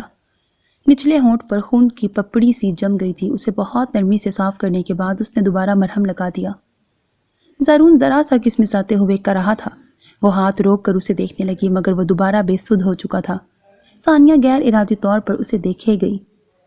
انسان 3 روز بخار میں رہے تو اس کے سارے گناہ بخش دیے جاتے ہیں، اور یہ جو اتنے سالوں سے اس کرب میں ہے تو کانچ کے پیکر میں ڈھل گیا ہوگا۔ ایک لمحے کے لیے اس کے دل میں سوچ ابھری تھی، اب پھر بھی سکون سے سو رہا ہے، مگر رات کس قدر اذیت اور درد سہا ہے اس نے۔ لیکن جب آنکھ کھولے گا تو پہلے کی طرح ہنستا مسکراتا ہوگا، نہ اپنی قسمت کو برا بھلا کہے گا، نہ اپنی تکلیف پر خدا سے شکوہ گناہ ہوگا۔ تو پھر ایسے معصوم اور پیارے انسان سے گریز اور اجتناب کیسے برتا جا سکتا ہے؟ اس سے نفرت کیوں کر کی جا سکتی ہے؟ اگر میں خفا ہوں، ناراض ہوں تو کس سے اور کیوں؟ خدا نے میری قسمت میں یہی کچھ لکھا ہے، تو میں اس فرشتہ صرف انسان سے کس چیز کا بدلہ لے رہی ہوں؟ اس نے زارون کا بدن سرد ہوتے محسوس کیا تو اٹھ کر کمبل اسے اڑا دیا۔ مجھے کوئی حق نہیں پہنچتا زارون کہ میں تمہیں اس نفرت میں حصے دار بناؤں جو اس معاشرے سے مجھے حاصل ہوئی ہے۔ تم تو محبت کے قابل ہو، صرف محبت کے۔ ایک خالص، سچی اور کھری محبت ہی تمہارا اصل حق ہے، کیونکہ تم خود ایسے ہو۔ بے غرض اور پاکیزہ محبت تم پر لٹائی جا سکتی ہے زارون، اور میں ایسا کروں گی، کسی صلے کی تمنا کیے بغیر۔ زارون کے چہرے کو دونوں ہاتھوں میں تھام کر اس نے عہد کیا تھا، اور پھر قدرے جھک کر اپنے کپ کپاتے ہونٹ زارون کی سرد پیشانی پر رکھ دیے تھے۔ اس دورے کے بعد زارون کئی دن تک مزمحل اور نڈھال سا رہا تھا، اس لیے اس کے لیے میل نرس کا بندوبست کر دیا گیا تھا، مگر اس کے باوجود وہ زارون کی طرف سے ایک لمحے کے لیے بھی غافل نہ ہوئی تھی۔ ادھر ہارون کے 4 روزہ بخار نے اماں وزیرہ کو بوکھلا کے رکھ دیا تھا۔ پہلے دن ہی دوا لے لی ہوتی تو اب تک بھلا چنگا ہو گیا ہوتا۔ اب دیکھو ذرا، اتنا سا منہ نکل آیا ہے، 4 دن سے اپنا کوئی ہوش ہی نہیں، کلیجہ منہ کو آتا ہے یوں بستر پہ پڑے دیکھ کے، مگر یہاں پرواہ کس کو ہے؟ وہ سوپ بناتے ہوئے نم آلود آواز میں بول رہی تھیں۔ جب سے زارون کے ساتھ یہ سب ہوا تھا، بخار خواہ کیسا بھی معمولی کیوں نہ ہو، یوں ہی دہلا کے رکھ دیتا تھا۔ اسی لیے تو جب ان کا مینیجر چند ضروری کاغذات پر سائن کروانے گھر آیا تو اماں اس سے بری طرح الجھ گئی تھی۔ مینیجر بیچارہ بے بھاؤ کی سننے پر گڑبڑا کے رہ گیا تھا، اور جب یہ اطلاع بذریعہ فون ہارون تک پہنچی تو وہ الٹا اماں وزیرہ پر بگڑنے لگے۔ وہ بھی کان دبائے چپ چاپ سنتی رہی، اور جب ہارون کا سارا غصہ نکل گیا تو کمرے سے باہر آتے ہوئے اماں نے نہایت اطمینان سے کہہ ڈالا تھا، ہارون میاں، وہ مینیجر دوبارہ یہاں آیا تو میں تب بھی اس کے ساتھ یہی سلوک کروں گی، تم نے جو کرنا ہو کر لینا۔ ان کے اس واضح اعلان کے بعد ہارون نے اور تو کیا کرنا تھا، طبیعت بحال ہوتے ہی آفس کی طرف چل دیے تاکہ مینیجر کے دوبارہ گھر آنے کی نوبت ہی نہ آئے۔ فار گاڈ سیک زارون، ابھی آپ جائیں یہاں سے، میں نے بتایا نا کہ میں ایک ضروری کام سے جا رہا ہوں، آپ کو فی الحال ساتھ نہیں لے جا سکتا۔ ہارون کی بے حد جھنجھلائی ہوئی آواز کانوں سے ٹکرائی تو ان کے کمرے کے سامنے سے گزرتی ہوئی ثانیہ ٹھٹک کے رہ گئی۔ نہیں بھائیاں، میں جاؤں گا آپ کے ساتھ، زارون نے ضدی لہجے میں کہا۔ ثانیہ نے کھلے دروازے سے اندر جھانکا۔ ہارون نے لاکر میں سے کاغذات نکالتے ہوئے قدرے خفگی سے زارون کو دیکھا تھا، اور پھر جیسے بمشکل خود پر قابو پاتے ہوئے بولے تھے، زارون بیٹا، آپ صبح میرے ساتھ چلنا، ہاں؟ آئس کریم بھی کھائیں گے اور شاپنگ بھی کریں گے، ٹھیک ہے نا؟ انہوں نے کاغذات بیڈ پہ پھیلا کر یوں ہی سرسری نگاہوں سے دیکھے اور پھر انہیں فائل میں لگا کر دروازے کی طرف بڑھے، مگر زارون نے عقب سے ان کا بازو دبوچ لیا۔ میں ابھی جاؤں گا۔ شٹ اپ زارون، انہوں نے ایک جھٹکے سے اپنا بازو چھڑایا۔ اب آپ نے مزید تنگ کیا تو میں بہت خفا ہوں گا، کہہ دیا نا کہ آپ کہیں نہیں جا رہے۔ ان کی ڈانٹ پر زارون سہم سا گیا تھا۔ ثانیہ کے سامنے ہارون کی پشت تھی، سو وہ زارون کو دیکھ تو نہیں پائی تھی، مگر اسے معلوم تھا اس وقت اس کی کیا حالت ہو سکتی ہے۔ آپ آرام سے گھر میں بیٹھیں، مووی دیکھیں، یا ہارون صاحب آپ پلیز زارون کو اس طرح سے مت ڈانٹیے۔ وہ انگلی اٹھا کر زارون کو تنبیہی انداز میں کہہ رہے تھے جب ثانیہ نے انہیں ٹوک دیا۔ تو اور کس طرح سے ڈانٹوں؟ انہوں نے قدرے ناراض ہوتے ہوئے ثانیہ کو دیکھا جس کے چہرے پر ناگواری کے تاثرات نمایاں تھے۔ پچھلے 20 منٹ سے مسلسل ضد کر رہا ہے کہ میں اسے اپنے ساتھ باہر لے جاؤں، اور فی الوقت میرے لیے یہ ممکن نہیں ہے۔ وہاں آفس میں 20 لوگ میرا انتظار کر رہے ہیں، میں اسے کس طرح سے اپنے ساتھ لے جا سکتا ہوں؟ انہوں نے اپنی مجبوری ظاہر کی تھی۔ اگر آپ ایک بار اطمینان سے اسے بات سمجھا دیں گے تو وہ آپ کو بار بار تنگ نہیں کرے گا۔ ثانیہ نے گویا انہی کی بات ان کو لوٹائی تھی، اور وہ لب بھینچ کر گلاسز کے پیچھے سے بس اسے گھور کے رہ گئے تھے۔ تو گویا اب یہ انہیں بتائے گی کہ زارون کو کس طرح ٹریٹ کیا جانا چاہیے۔ مجھے معلوم ہے میری اس گستاخی پر آپ کو غصہ آئے گا، لیکن اگر آپ زارون کو اس طرح ڈانٹیں گے تو میں خاموش نہیں رہوں گی۔ انہوں نے ناک پر پھسل آنے والے گلاسز کو شہادت کی انگلی سے ٹھیک کرتے ہوئے بغور اسے دیکھا، جس کے چہرے پر غصے کی ہلکی سی سرخی تھی، اور جو سر جھکائے بڑے احترام سے ان کی کلاس لے رہی تھی۔ زارون کا مینٹل لیول کیا ہے اس بارے میں آپ سے زیادہ اور کون جانتا ہے؟ وہ اتنی سمجھ بوجھ نہیں رکھتا کہ آپ کے ماتھے پہ پڑی تیوریوں کو دیکھ کر ساری بات سمجھ جائے۔ اس کو تو بہت سہولت اور آرام سے ایک بات سمجھانی پڑتی ہے، اس کے باوجود آپ اسے ایسے ڈانٹ رہے ہیں جیسے وہ کوئی بچہ ہو۔ ٹھیک ہے وہ ایک نارمل انسان نہیں، مگر اس کی ذات اتنی ہی عزت و احترام کی متقاضی ہے جتنی کہ ہم سب کی۔ کوئی اور وقت ہوتا اور ثانیہ کے بجائے کوئی اور ان کے سامنے کھڑا ہوتا تو شاید اب تک وہ اسے کس کے تھپڑ رسید کر چکے ہوتے، مگر اب نہ جانے کیوں ان کے ہونٹوں پر مدھم سی مسکراہٹ بکھر گئی تھی، جسے چھپانے کے لیے انہوں نے سر جھکا لیا، مگر بدستور مسکراتے رہے۔ اور یوں بھی اگر ملازمین نے زارون کے ساتھ آپ کا یہ سلوک دیکھا تو شاید وہ بھی، مجھے امید ہے آپ مائنڈ نہیں کریں گے، مگر اسے غالباً احساس ہوا تھا کہ وہ ضرورت سے زیادہ بول گئی ہے، اس لیے ایک دم ہی خاموش ہو گئی تھی۔ آؤ زارون، ہم چلتے ہیں اپنے کمرے میں۔ وہ زارون کا ہاتھ پکڑ کر باہر چلی گئی تھی، اور اس کے جانے کے بعد وہ کھل کر مسکرا دیے تھے۔ That's like a good girl۔ یہی تو وہ رویہ ہے جس کی میں تم سے خواہش رکھتا تھا۔ انسان اسی وقت اپنی چیز کی حفاظت کرتا ہے جب اس کے دل میں اس چیز کی ملکیت کا احساس آگے۔ تم زارون کے لیے میرے مقابل آ کھڑی ہوئی۔ I'm thankful to you and thank God۔ مسکراہٹ خوشی کے احساس کی صورت ان کے چہرے پر نمایاں تھی۔ وہ گاڑی کی چابی اٹھا کر باہر نکلے اور سامنے سے آتی اماں کو روک کر کہنے لگے، ثانیہ اور زارون سے کہیے وہ تیار ہو جائیں، ٹھیک 1 گھنٹے بعد ہم لوگ باہر گھومنے جا رہے ہیں۔ وہ سو کر اٹھی تو آخر اکتوبر کی سرمئی شام موسم کی تمام تر خوبصورتی کو اپنے اندر سمیٹے ہوئے تھی۔ سیاہ بادلوں سے ڈھکا آسمان جیسے برس جانے کو تیار تھا، ہوائیں سرشار ہو کر درختوں سے اٹکھیلیاں کر رہی تھی۔ اس نے کھڑکی سے ایک نظر باہر کے موسم کا جائزہ لیا اور پھر نہانے چلی گئی۔ ڈریسنگ ٹیبل کے سامنے بال سلجھاتے ہوئے نہ جانے کیوں اس کا دل بننے سنورنے کو چاہا تھا۔ موسم کی خوبصورتی کا اثر غالباً دل پر بھی ہوا تھا۔ اس نے نہایت جھجکتے ہوئے ڈیپ ریڈ کلر کی لپسٹک اٹھا کر ہونٹوں پر لگائی تو وہ اپنے چہرے پہ بہت اجنبی سی لگی۔ شادی والے دن کے بعد سے اس نے پہلی مرتبہ میک اپ کی کسی چیز کو ہاتھ لگایا تھا، مگر آئینے میں اپنا آپ اتنا عجیب سا لگا کہ اس نے دوبارہ کسی چیز کی طرف ہاتھ نہیں بڑھایا۔ اور پھر فائدہ بھی کیا ہے؟ کس کے لیے یہ بننا سنورنا؟ ان سیاہ آنکھوں میں میرے لیے ستائش ابھرے گی، نہ حسن کو سمیٹ لینے کی بے پناہ خواہش۔ وہ تو مجھے انہی نظروں سے دیکھتا ہے جن سے اماں وزیرہ کو، دینو بابا کو یا ہارون کو۔ وہ گلاس ونڈو سے پرے برستی پھوار کو دیکھ رہی تھی۔ ایک لمحے کے لیے اسے خود پر ترس آیا تھا، من میں کوئی بے نام سی خواہش انگڑائیاں لینے لگی تھی۔ وہ سست روی سے چلتے ہوئے باہر لان میں آ گئی۔ بارش کے باریک قطرے موتیوں کی صورت اس کے بالوں میں اٹکنے لگے تھے۔ ثانیہ، ثانیہ، زارون اسے پکارتا ہوا اس تک آیا تو وہ اپنی سوچوں کو انتہائی فضول قرار دیتے ہوئے سر جھٹک کر اس کی طرف متوجہ ہو گئی۔ وہ نہ جانے کب سے لان میں گھوم رہا تھا، اسی لیے کافی حد تک بھیگ گیا تھا۔ ارے یہ کیا؟ اس کے قریب آ کر وہ جس طرح ٹھٹکا تھا اور جس حیرت سے اس کے ہونٹوں کی طرف اشارہ کیا تھا، ثانیہ بری طرح جھینپ گئی تھی۔ کچھ نہیں، اس نے ٹالا اور اس کی طرف سے رخ موڑ کر گلاب کا پھول توڑنے لگی۔ یہ کس لیے توڑ رہی ہو؟ اس نے ثانیہ کے کندھے پر سے دیکھتے ہوئے پوچھا۔ تمہارے لیے۔ ثانیہ نے ٹہنی پر سے اضافی پتے اور کانٹے اتارتے ہوئے پھول اس کی طرف بڑھا دیا۔ میرے لیے؟ اس کی آنکھوں سے مسرت آمیز استجاب چھلکا تھا۔ پھول ہاتھ میں لے کر وہ بھرپور انداز میں مسکرا دیا تھا۔ ثانیہ نے اس بات میں سر ہلایا تو وہ پھول سے نظریں ہٹا کر اسے دیکھنے لگا۔ کیا دیکھ رہے ہو؟ ثانیہ کو اس کا انداز عجیب سا لگا تھا۔ ثانیہ تم، وہ 2 قدم آگے بڑھ آیا تھا۔ تم بہت اچھی ہو، بہت اچھی۔ وہ غالباً اپنے جذبات کا اظہار نہیں کر پا رہا تھا۔ ثانیہ نے قدرے الجھ کر دیکھا تو وہ ایک بار پھر ہنس دیا۔ تم سچ مچ بہت اچھی ہو۔ اس نے اپنا ہاتھ بڑھا کر انگلی کی پوروں سے اس کے ہونٹوں کو نزاکت سے چھو کر گویا رنگ کو محسوس کرنا چاہا تھا۔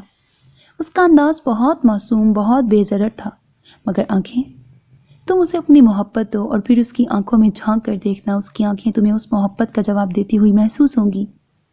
ہارون کی آواز سماعتوں میں گونجی تھی۔ وہ بس ایک پل ہی اس کی سیاہ آنکھوں میں دیکھ پائی تھی۔ دل ایک بار پوری قوت سے دھڑکا تھا۔ اس کی آنکھوں میں بے تحاشا چمک کے ساتھ موسم کی نمی بھی اتر آئی تھی۔ 2 قدم پیچھے ہٹتے ہوئے اس نے ایک بار پھر زارون کو دیکھا اور پھر پلٹ کر بھاگتی چلی گئی۔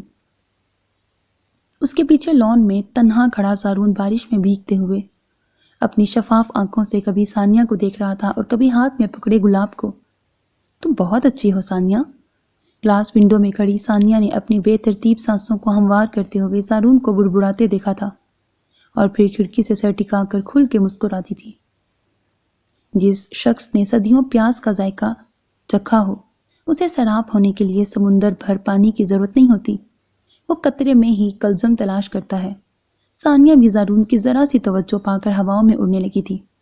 زارون اسے اہم جاننے لگا تھا، اسے ان لوگوں پر فوقیت دینے لگا تھا جو ہمیشہ اس کے ساتھ رہتے آئے تھے۔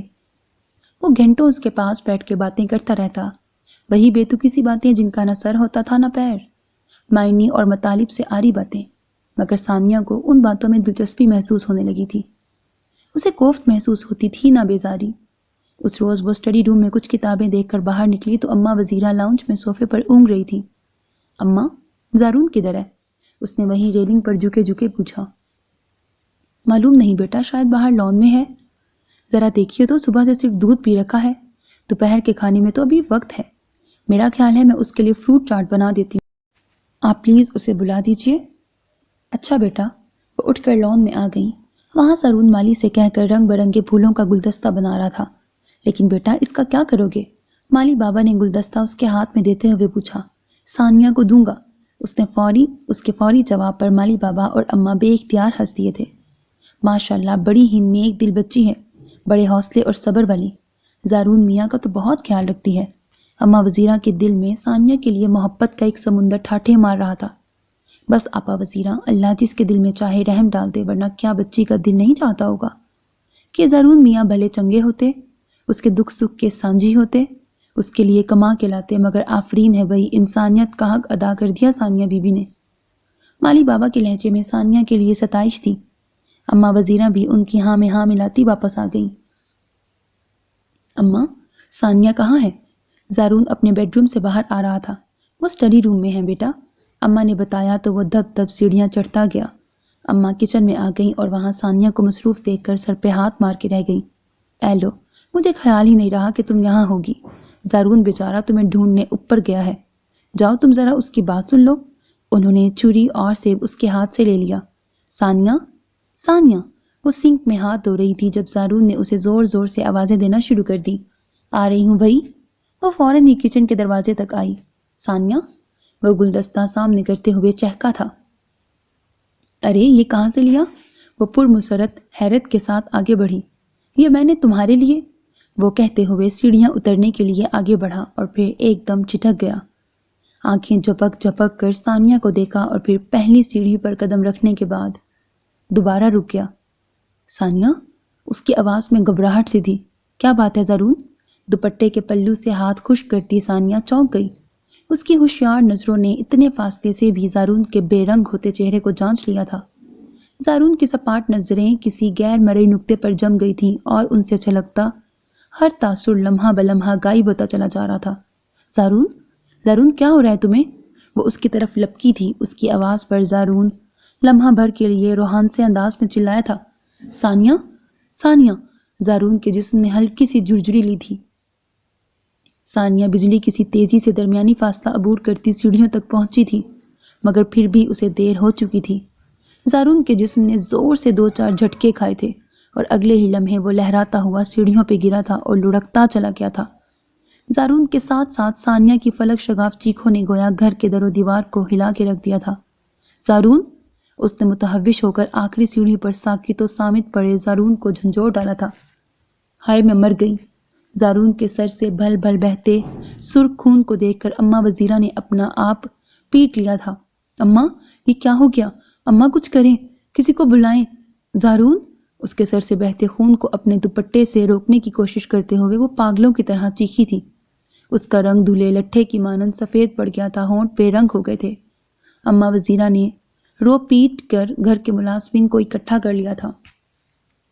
ہارون صاحب کو فون کریں بی بی، ہارون صاحب کو بلائیں۔ نہ جانے کس ملازم نے اپنے ہوش کھوتی ثانیہ کو جھنجھوڑا تھا۔ اماں نے فوراً آگے بڑھ کر زارون کا سر اپنی گود میں رکھ لیا۔ وہ اپنی چیخوں کا گلا گھونٹتی فون کی طرف لپکی۔ نمبر بتاؤ، ہارون کا نمبر کیا ہے؟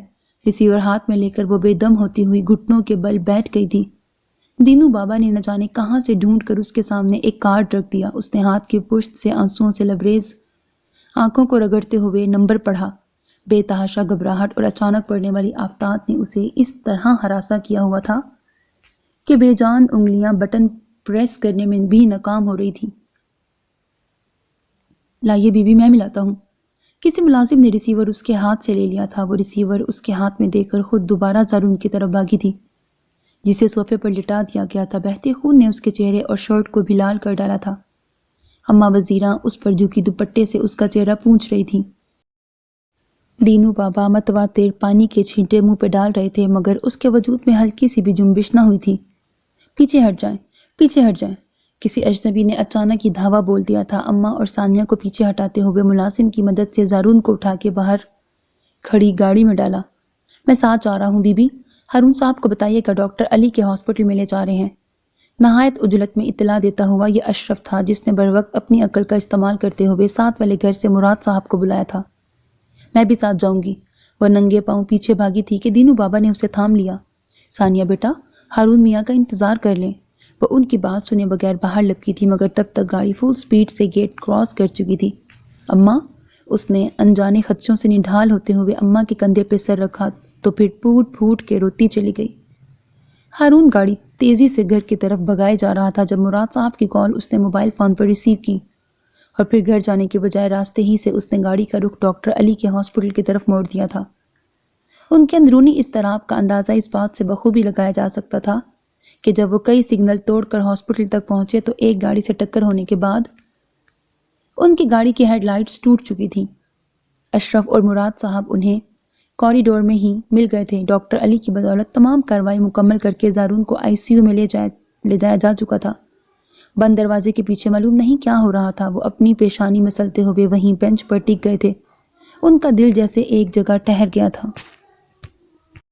ذہن ایک دم خالی خالی سا لگ رہا تھا۔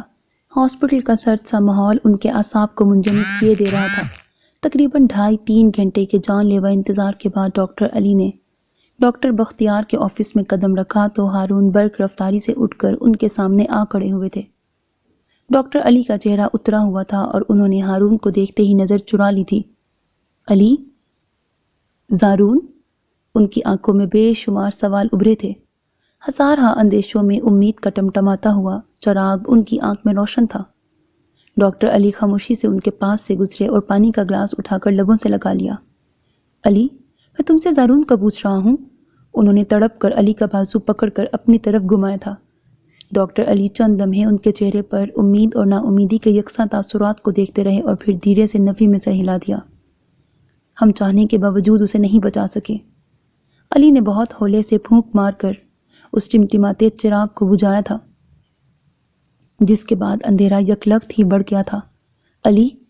ہارون کا ہاتھ ان کے پہلو میں گر گیا تھا اور دھڑکنیں یقینی اور بے یقینی کے درمیان پتھر ہو گئی تھیں۔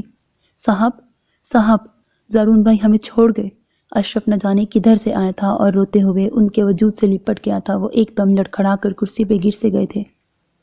حوصلہ میرے یار۔ علی فوراً آگے بڑھ آئے تھے۔ اللہ کے معاملات میں کوئی دخل دے سکتا ہے جو خدا کو منظور۔ ہر کوئی اپنے اپنے انداز میں انہیں دلاسے دے رہا تھا۔ انہوں نے کرسی کے ہتھوں کو سختی سے دبوچ کر خود پہ ضبط کرنا چاہا مگر زارون کا ہنستا کھلکھلاتا روشن چہرہ ان کی نگاہوں کے سامنے آ کے ٹھہر گیا تھا، اور آنسو ایک لکیر کی صورت ان کی بے یقین آنکھوں سے بہتے چلے گئے۔ ثانیہ کتنی ہی دیر سے آخری سیڑھی پہ بیٹھی تھی اور اس کی منتظر نگاہیں کبھی دروازے پہ جا ٹکتیں، کبھی فون پہ۔ اماں وزیرہ جائے نماز سنبھالے بیٹھی تھیں، پورے گھر میں عجیب سی خاموشی پھیلی ہوئی محسوس ہو رہی تھی۔ وہ بے چین دل کے ساتھ اٹھ کر کچھ دیر ادھر ادھر چکراتی رہی، پھر کرسی پر گرنے کے سے انداز میں بیٹھ گئی۔ اماں نے تسبیح کرتے ہوئے اس کی طرف دیکھا، دونوں کی نگاہیں ملیں تو وہ بے چینی سے کہہ اٹھی، ہارون صاحب کو فون کر دینا چاہیے تھا۔ اماں نے اس کی بات سن کر اسبات میں سر ہلایا، مگر خاموش رہیں، اور اسی خاموشی کے دوران دروازہ کھلنے کی آواز پر وہ دونوں بری طرح چونکی تھیں۔ ارے کیسا ہے میرا بچہ؟ اماں وزیرہ ہارون اور ان کے پیچھے ڈاکٹر علی کا چہرہ دیکھ کر ان کی طرف لپکی تھی۔ ثانیہ نے خود میں کرسی سے اٹھنے کی ہمت نہ پائی تھی۔ ہارون کا سوتا ہوا چہرہ، بے تحاشا سرخ ہوتی آنکھیں، لرزتے کانپتے ہونٹ، انہوں نے بغیر کچھ کہے سب کچھ کہہ ڈالا تھا۔ ہائے میں مر گئی، میرا بچہ! اماں نے گیٹ سے اندر آتی ایمبولینس دیکھ کر اپنے سینے پر 2 ہتھڑ مارے تھے۔ ثانیہ گمسم سے انداز میں انہیں دیکھتی رہی۔ ثانیہ، ہم لٹ گئے، برباد ہو گئے۔ ان کا بوڑھا دل اس غم سے پھٹا جا رہا تھا۔ ہمارا کھلونا ہم سے چھن گیا ثانیہ، ہم خالی ہاتھ رہ گئے۔ اماں نے ثانیہ کو جھنجھوڑ ڈالا تھا، اس کی کلائیوں میں بھری چوڑیوں کو توڑ ڈالا تھا، اس کی ہونٹوں سے لپسٹک رگڑ ڈالی۔ جب وہ سہاگن بن کر اس گھر میں آئی تھی تو کوئی رسم نہ ہوئی تھی، اور اب سہاگ لٹ گیا تھا تو سبھی رسمیں نبھائی جا رہی تھیں۔ اس کے اندر باہر ٹھنڈی ٹھار برف گرنے لگی تھی۔ غیر ارادی طور پر وہ اٹھی اور بے خود سے انداز میں چلتی ہوئی سیڑھیوں کے پاس جا رکی تھی۔ یہاں سے وہاں تک ہر رنگ کے پھول بکھرے پڑے تھے۔ یہ پھول زارون میرے لیے لایا تھا۔ وہ آہستگی سے بڑبڑائی تھی اور ایک ایک پھول اٹھا کر ایک ایک بکھری ہوئی پتی کو چوم کر اپنے خون آلود آنچل میں رکھتی جا رہی تھی۔ خون بھی اسی کا تھا اور تحفہ بھی۔ وہ ڈگمگاتے قدموں سے چلتی ہوئی باہر لان میں آ گئی جہاں زارون کی میت رکھی جا چکی تھی۔ اسے آتے دیکھ کر کسی نے چہرے سے سفید چادر ہٹا دی تھی۔ نور کے حالے میں چاند بے خبر تھا۔ اس نے ذرا سا جھک کر دونوں ہاتھوں میں اس کا چہرہ تھاما اور یک ٹک اسے دیکھے گئی۔ وہ ازلی معصومیت کے ساتھ ابدی نیند سو رہا تھا، ماورائی خوشبو میں لپٹا وجود۔ ان ہونٹوں نے آخری بار مجھے پکارا تھا، ان آنکھوں نے آخری بار مجھے دیکھا تھا، ان ہاتھوں میں آخری تحفہ میرے نام کا تھا۔ وہ اس کے ایک ایک نقش کو دیکھتی رہی، پھر آنچل میں سمٹے پھول اس پر نچھاور کیے اور پھر لڑکھڑاتے قدموں سے چلتی ہوئی اپنے کمرے میں جا کے بند ہو گئی۔ ثانیہ، تم بہت اچھی ہو، اس کے تعاقب میں آتی آواز ہولے ہولے اس کے دروازے پر دستک دیتی رہی۔ اور پھر نہ جانے کتنا وقت بیت گیا۔ زارون کو اس دنیا سے رخصت ہوئے۔ غم کا وہ پہاڑ جس کے بوجھ تلے ان کا خیال تھا کہ بس چند ہی لمحے وہ مزید جی سکیں گے، وقت کے تیشے نے ذرہ ذرہ اس پہاڑ کو سرکا دیا تھا، اور وہ سب ایک بار پھر اٹھ کھڑے ہوئے تھے زندگی بتانے کو کہ جو گھاؤ تھے انہیں تو اب تا عمر اپنے سینے میں بسائے رکھنا تھا۔ انہیں اس دل سے در بدر کرنے کی سخت تھی نہ خواہش، سو رفتہ رفتہ سب کچھ اپنے معمول پر آتا چلا گیا، مگر ایک واضح تغیر کے ساتھ۔ ہارون آفس جانے لگے تھے، مگر اتنی خاموشی سے کہ ان کی آمد کی خبر ہوتی نہ روانگی کی۔ اماں وزیرہ کی ہمہ وقت نم رہنے والی آنکھیں خشک ہو گئی تھیں، مگر اٹھتے بیٹھتے ایک آہ ان کے لبوں سے نکلتی رہتی تھی۔ ثانیہ جو طویل عرصے تک اپنے کمرے میں بند رہی تھی، اب رات کے کسی پہر عقبی لان میں ٹہلتی نظر آنے لگی تھی۔ اس تمام عرصے میں تائی اماں اسے 2 بار اپنے ساتھ لے جانے آئی تھی، مگر اس نے ان کے ساتھ جانے سے صاف انکار کر دیا تھا، جس پر تائی اماں کو غصہ آ گیا تھا۔ جس کے نام پہ تم یہاں آئی تھی، جو وہی نہ رہا تو یہاں کیا کرو گی؟ کس حیثیت میں رہو گی اس گھر میں؟ اس گھر میں میری حیثیت کے تعین کے لیے زارون کا نام ہی کافی ہے، لیکن اگر کبھی یہ دیواریں سکڑنے لگیں اور اس گھر کی زمین مجھ پہ تنگ پڑ گئی تو میں کسی دارالامان میں پناہ لوں گی یا کسی فٹ پاتھ پہ زندگی گزاروں گی، مگر آپ جیسے گھٹیا، کمزرف اور حریص لوگوں کے درمیان تب بھی نہیں آؤں گی۔ اس کے زہر خون لہجے پر انہیں پتنگے لگ گئے تھے۔ لمحے بھر میں انہوں نے اپنے احسانات کی ایک لمبی چوڑی فہرست اسے گنوا دی تھی۔ ارے ہاتھ بھر کی تھی تم جب تمہارا باپ مر گیا تھا اور تمہاری طوائف ماروتی بلکتی تمہیں لے کے اس گھر کی دہلیز پہ آئی تھی، خود تو مر گئی، تمہیں چھوڑ گئی ہماری ذمہ داری پہ۔ جن مصیبتوں سے میں نے تمہیں پالا وہ میں ہی جانتی ہوں، اور آج ہم گھٹیا کم ظرف ہو گئے، حریص ہو گئے۔ آپ نے مجھے پالا نہیں تھا، میں تو اپنے آپ پل گئی تھی، زمین پر کینچوے کی طرح گھسٹ گھسٹ کر، کسی بھکاری کی طرح کھاتے ہوں سے دو نوالے مانگ کر، کسی ملازمہ کی طرح آپ سب کی اترن پہن کر، اپنی خواہشوں، آرزوؤں اور تمناؤں کو مار کر میں نے اپنے ماں باپ کی غلطی کا خراج ادا کرنا چاہا، مگر میرے قصور پھر بھی معاف نہیں ہوئے۔ وہ ایک دم پھٹ پڑی تھی، برسوں سے دبا ہوا لاوا بہہ نکلا تھا۔ ہاں، اتنا کرم ضرور کیا آپ نے کہ مجھے ایک چھت دے رکھی تھی، لیکن اس احسان کے بدلے میں کیا کچھ وصول نہیں کیا آپ نے؟ میری عزت نفس، میری انا، میری خودداری، سب کچھ چھینا آپ نے۔ 20 سالوں میں کوئی ایک لمحہ بھی ایسا نہیں جس پر صرف اور صرف میرا نام ہو۔ جینا اس گھر کی ملازمہ تھی اور میں اس گھر کی فرد، مگر وہ مجھ سے بہتر زندگی گزارتی تھی۔ اس کے تو کام کے اوقات مقرر تھے، اسے ہفتے میں چھٹی بھی ملتی تھی، وہ اپنے کام کی اجرت وصول کرتی تھی، مگر مجھے کیا ملتا تھا؟ میں 24 گھنٹے جتی رہتی تھی، اور 20 سالوں میں کسی شدید بیماری کے سوا مجھے آرام کا ایک دن بھی نصیب نہیں ہوا، اور اس ساری خدمت کے عوض مجھے کیا ملتا تھا؟ گالیاں، کوسنے، تانے، اور اب آپ چاہتی ہیں میں دوبارہ اسی جہنم میں چلی جاؤں؟ ایک بلینک چیک بن کر جس پر بوقت ضرورت آپ اپنی خواہش کے مطابق رقم بھر سکیں؟ نہیں، اب ایسا نہیں ہوگا جو آپ چاہیں گی۔ اس کی آواز کم و غصے کی شدت سے پھٹ گئی تھی۔ اماں وزیرہ نے لپک کر اسے اپنی باہوں میں سمیٹ لیا۔ کیا کچھ بیتا تھا اس لڑکی پر، مگر اس نے کبھی اس بارے میں انہیں ایک لفظ نہیں بتایا تھا۔ ہارون جو یہ سب باتیں سن کر گنگ سے بیٹھے تھے، انہوں نے اماں کو اسے کمرے میں لے جانے کا اشارہ کیا، اور خود تائی اماں کو دوبارہ یہاں آنے سے سختی سے منع کر دیا تھا۔ وہ اس گھر کی عزت ہے اور اس کے بارے میں سوچنا اب ہمارا کام ہے۔ ہارون کا استحقاق بھرا لہجہ انہیں ایک آنکھ نہیں بھایا تھا، مگر آخر کار انہیں وہاں سے ناکام واپس لوٹنا پڑا تھا۔ آسمان گزشتہ کئی روز سے بادلوں سے ڈھکا ہوا تھا جو نہ برستے تھے اور نہ سورج بادشاہ کو آزاد کرنے پر تیار ہوتے تھے۔ موسم کی شدت میں بھی اضافہ ہو گیا تھا۔ اماں وزیرہ سرد موسم سے گھبرا کر سرے شام ہی اپنے کمرے میں گھس گئی تھی۔ ثانیہ کمرے کی سپاٹ دیواروں کو تکتے تکتے اکتا گئی تو باہر نکل آئی۔ برآمدے کے سنگی ستون سے ٹیک لگا کر بیٹھتے ہوئے اس نے ایک طویل سانس لے کر آسمان کو دیکھا جو اب بھی بادلوں میں چھپا ہوا تھا، اور جس کی بدولت رات کا اندھیرا مزید گہرا ہوتا جا رہا تھا۔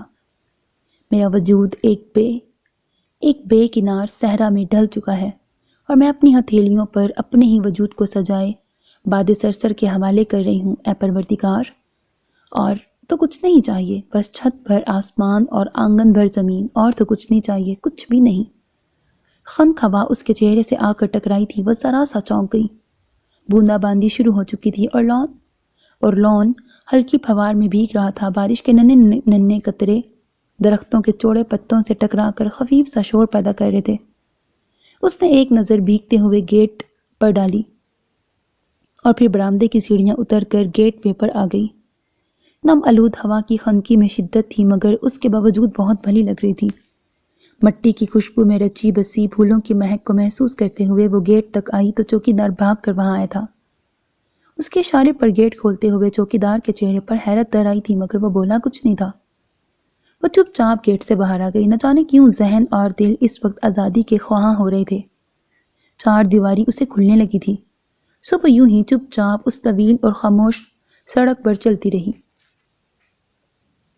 سردی کی وجہ سے لوگ اپنے اپنے گھروں میں دبکے ہوئے تھے۔ وہ گھروں کے شفاف دریچوں سے چھنتی روشنی کو دیکھتی رہی، اپنے ہی قدموں کی چاپ اور بارش کی غیر محسوس سی کن من کو سنتے ہوئے وہ چلتی رہی۔ ساحر رات نے جیسے پورے ماحول کو اپنے قبضے میں لے لیا تھا۔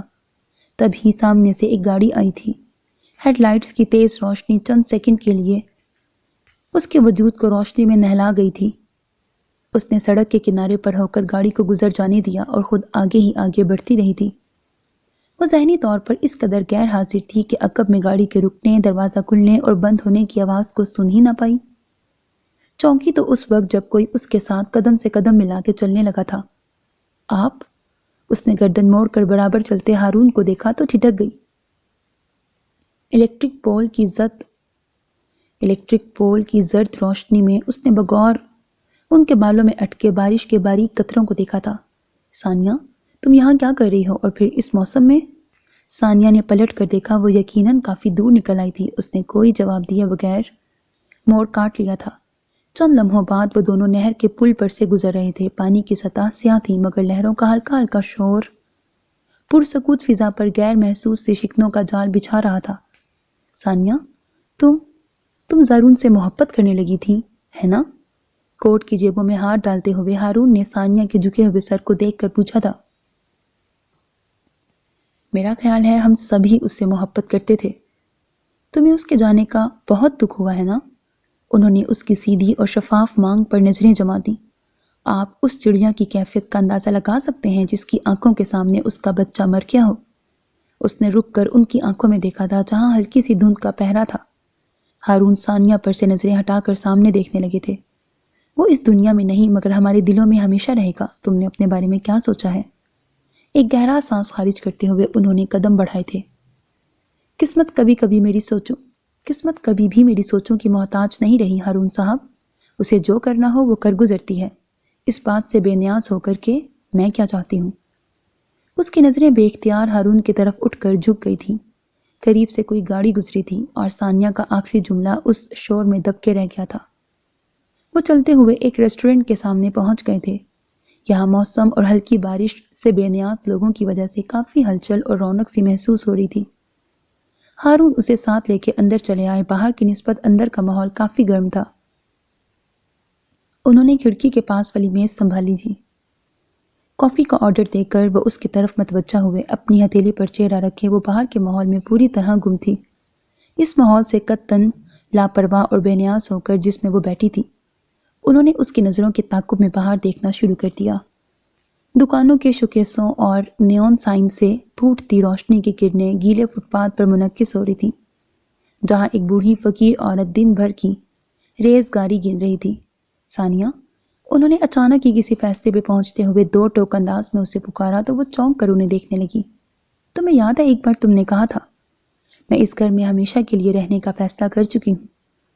وہ اسے یاد دلاتے ہوئے ایک لمحے کے لیے رکے تھے، تبھی ویٹر ان کے سامنے کافی کے کپ رکھنے لگا۔ چند منٹ دانستہ خاموش رہ کر انہوں نے ویٹر کو واپس جانے دیا تھا۔ تو آپ کو کیا اس فیصلے سے اختلاف ہے؟ ہرگز نہیں، میں آج بھی تمہاری زبان سے یہی فیصلہ سننا چاہوں گا۔ ہاں، مگر یہ بھی خواہش ہے کہ اب حوالہ بدل دیا جائے۔ انہوں نے کافی کا گھونٹ بھرتے ہوئے ایک نظر اسے دیکھا۔ پہلے تم نے یہ بات زارون کے حوالے سے کہی تھی۔ میں تم سے پوچھنا چاہتا ہوں کہ کیا میرے حوالے سے بھی تمہارا فیصلہ یہی ہوگا؟ ثانیہ نے کافی کا مگ میز پہ رکھتے ہوئے اپنے بے جان ہاتھوں کو میز پر ٹکا دیا تھا۔ تم نے اپنی تائی اماں سے کہا تھا کہ اس گھر میں تمہاری حیثیت کے تعین کے لیے زارون کا نام ہی کافی ہے، لیکن غالباً لاشعوری طور پر ہی تم نے اس خدشے کا بھی اظہار کیا تھا کہ اس گھر کی زمین تم پر تنگ پڑ سکتی ہے۔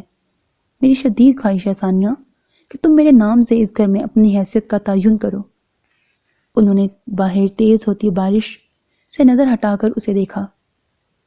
وہ کسی غیر مرئی نقطے کو گور رہی تھی۔ میں تمہیں کسی بھی خوف، اندیشے اور خدشے کے بغیر ایک خوبصورت اور روشن مستقبل کی پیشکش کر رہا ہوں ثانیہ، اور چاہتا ہوں کہ اب کی بار فیصلہ تم کرو۔ قسمت کے ہر فیصلے سے بے نیاز ہو کر صرف وہ کرو جو تم چاہتی ہو۔ ثانیہ، کیا تم سن رہی ہو میں کیا کہہ رہا ہوں؟ اس کے متوجہ نہ ہونے پر وہ جھک کر اس کی آنکھوں میں دیکھنے لگے۔ ثانیہ جواباً کچھ بھی کہے بغیر خاموشی سے اٹھ کھڑی ہوئی تھی۔ اسے یقیناً فیصلے کے لیے کچھ وقت چاہیے تھا۔ وہ بھی بل دے کر اس کے پیچھے چل دیے۔ ریسٹورنٹ سے باہر نکلتے ہوئے سرد ہوا کا جھونکا ثانیہ کے شال اور سویٹر سے بے نیاز جسم سے ٹکرایا تو وہ بے اختیار جھرجھری لے کر رہ گئی، جسے محسوس کرتے ہوئے ہارون نے اپنا کوٹ اتار کر اس کے کندھے پر ڈال دیا۔ وہ کسی بھی احتجاج کے بغیر کوٹ میں سمٹ گئی تھی۔ جیسمین کی دل فریب مہک نے اسے ہولے سے اپنے حصار میں لے لیا تھا۔ گیلے فٹ پاتھ پر زرد روشنیوں میں قدم بڑھاتے ہوئے ثانیہ اچانک رک گئی۔ ہارون اپنی ہی سوچوں میں گم چند قدم آگے بڑھ گئے اور پھر پلٹ کر اسے دیکھنے لگے۔ وہ اس بوڑھی فقیر عورت کے پاس جا بیٹھی تھی۔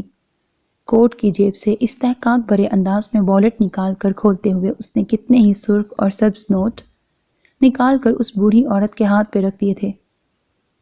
دعائیں پیسوں سے نہیں خریدی جا سکتی، لیکن پھر بھی تم میرے لیے دعا کرنا۔ آج میں ایک نئے راستے پہ قدم رکھ رہی ہوں، ہارون نے ثانیہ کو کہتے سنا، اور پھر فٹ پاتھ پر جمع شدہ پانی میں قدم جماتے ہوئے چلنے لگے۔ ثانیہ بھاگ کر ان کے ساتھ آ ملی تھی۔ ہارون نے گردن موڑ کر دیکھا، اپنے چہرے سے بارش کے قطروں کو ہٹاتے ہوئے وہ زیر لب مسکرا رہی تھی۔ تو گویا فیصلہ ہو چکا ہے۔ اطمینان کی ایک لہر ان کے وجود میں سرایت کر گئی تھی۔ میں تمہاری بہت عزت کرتا ہوں ثانیہ، لیکن مجھے یقین ہے میں بہت جلد ہی تم سے محبت بھی کرنے لگوں گا۔ ہاں، شاید میں بھی۔ ثانیہ کی آواز وہ بمشکل سن پائے تھے۔ کیا کہہ رہی ہو؟ میں ٹھیک سے سن نہیں سکا۔ انہوں نے اس کی طرف قدرے جھک کر پوچھا تھا، مگر وہ کچھ کہنے کے بجائے مسکراتی چلی گئی تھی۔ بارش ہلکی ہو گئی تھی۔ سیاہ بدلی کی اوٹ سے چاند نے گھڑی بھر کے لیے ان دونوں کو دیکھا تھا اور پھر سے بادل اوڑھ لیا تھا۔ اندھیری رات میں دو سائے چلے جا رہے تھے اور ان کے عقب میں دھیمی سرگوشیاں اور خوبصورت مسکراہٹوں کا لمس فضا کے ماتھے پر ٹھہر سا گیا تھا۔ ختم شد۔ سو میرے عزیز listeners, this was the end of the novel Dil ke Mausam. Hope that you like it. اپنا بہت خیال رکھیے گا نیک تمناؤں کے ساتھ۔ اللہ حافظ۔ اگر ابھی تک آپ نے میرا چینل سبسکرائب نہیں کیا تو پلیز چینل کو سبسکرائب کرنا، ویڈیوز کو لائک کرنا، کمنٹ سیکشن میں اپنی رائے کا اظہار کرنا ہرگز نہ بھولا کریں، because that's how you can encourage me. And that's the only kind of support and encouragement which I want from all of you. Allah Hafiz.